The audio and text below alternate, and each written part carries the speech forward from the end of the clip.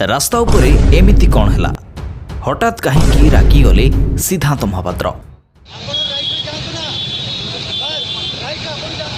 तेज दर्शक बंधु सिनेमा रे आपण अनेक समय सिद्धांत महापात्र को विभिन्न भूमिकार देखिथिबे, किंतु असल जीवन में सिद्धांत महापात्र को आमे आपण को देखैबा को जाउछु, जार भिडियोटी वर्तमान सोशल मीडिया रे खूब भाइराल हेबा लागिछि।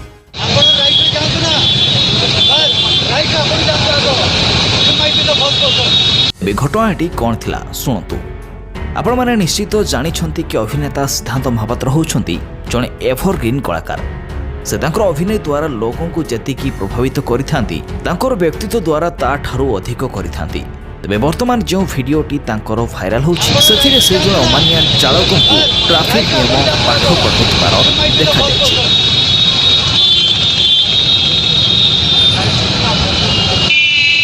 भिडियो रे देखा जाउछि कि सिद्धांत निज साइकेल रे हेलमेट लगाई ट्रैफिक नियम अनुसार जाउछंती, किंतु सही समय रे जणे बाइक वाला भूल रास्ता दे जाउछंती, जाको खुलम खुला विरोध करिसंती सिद्धांत महापात्र।